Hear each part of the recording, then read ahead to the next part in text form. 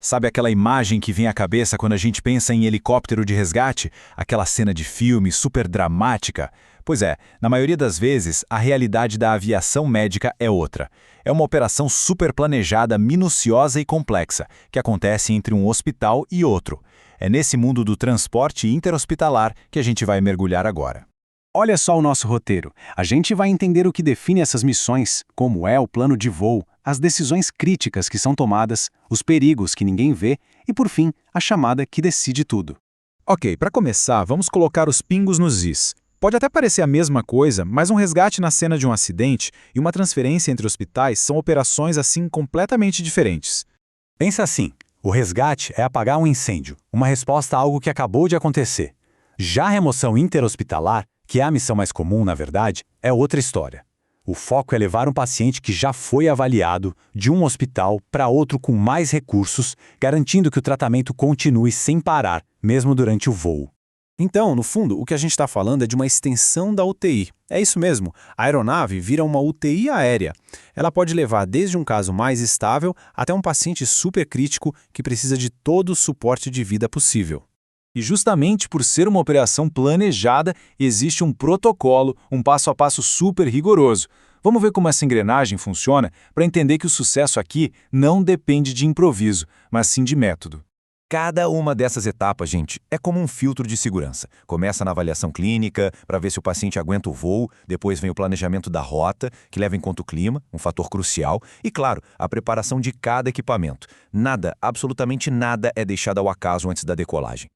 E olha, a decisão de chamar uma aeronave não é coisa pouca não, ela fica reservada para aquelas situações em que o tempo é um fator que define vida ou morte, ou quando o hospital onde o paciente está simplesmente não tem o que precisa para salvar aquela vida. É um recurso valiosíssimo e por isso é usado com muito critério. Bom, até agora a gente viu o plano, o mundo ideal. Mas e quando a teoria bate de frente com a realidade? É aí que o roteiro é testado ao máximo pela imprevisibilidade da medicina. Vamos analisar uns casos clínicos reais para entender isso na prática. Vamos começar com o exemplo mais clássico de todos. Uma situação que, por si só, já justifica a existência do transporte aeromédico. Aqui, a decisão parece bem óbvia. A situação é bem direta. Um paciente com AVC, ainda na janela de tempo para fazer um procedimento que pode salvar o cérebro dele, só que o hospital onde ele está não oferece esse tratamento. Por terra, a viagem levaria tempo demais. A necessidade de velocidade aqui é indiscutível. Pois é, esse caso mostra o cenário ideal.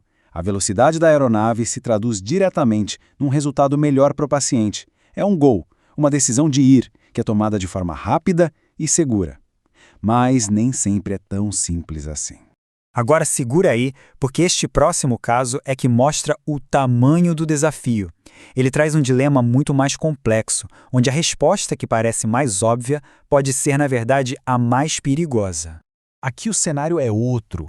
Um paciente que sofreu um acidente grave, está sangrando, a pressão arterial despencando. A pressão operacional, a vontade de todo mundo, é levar logo para um grande hospital. Só que a própria viagem pode ser fatal. E essa é a pergunta de $1 milhão que a equipe precisa se fazer. A urgência justifica o risco de transportar alguém que pode ter uma parada cardíaca a 10 mil pés de altura, longe de qualquer recurso? E aqui vem a grande lição. Nesse tipo de caso, a decisão mais segura, a que de fato salva a vida, muitas vezes é a de não voar imediatamente. É usar o tempo que for preciso para estabilizar o paciente no chão antes de submetê-lo a todo o estresse do voo. O julgamento clínico tem que vir sempre em primeiro lugar. E não para por aí. Além dos dilemas de cada paciente, existem riscos que fazem parte de toda e qualquer missão. O próprio ambiente dentro de um avião ou helicóptero em voo é hostil para uma pessoa que já está com a saúde fragilizada. Em altitude tem menos oxigênio disponível, o que é um perigo para qualquer paciente grave. Os gases dentro do nosso corpo se expandem com a queda da pressão, o que pode ser um desastre. E a vibração e o barulho podem atrapalhar os monitores e piorar algumas lesões. A equipe tem que antecipar e cuidar de tudo isso. E claro, existem os riscos da aviação em si. O clima, que pode virar de uma hora para outra, o peso da aeronave, que é calculado no detalhe. A fadiga da equipe, que é uma ameaça real em missões longas. A única defesa contra a tentação de correr é uma cultura de segurança muito, mas muito forte. E tudo isso nos leva ao ponto final, que amarra todos esses conceitos. No transporte aeromédico, a verdade é que a missão é ganha ou perdida muito antes dos motores serem ligados. No final das contas, o sucesso nesse trabalho não é definido pela velocidade ou pela tecnologia, mas pelo julgamento. É a capacidade de colocar na balança o benefício para o paciente contra o risco do voo e tomar a decisão que, acima de qualquer coisa, prioriza a segurança. Ponto. Com base em tudo que a gente conversou, um último cenário para a gente pensar junto. A decisão final aqui vai ponderar todos os fatores que a gente analisou. A situação é a seguinte: um paciente infartando, instável, precisando de um cateterismo para ontem.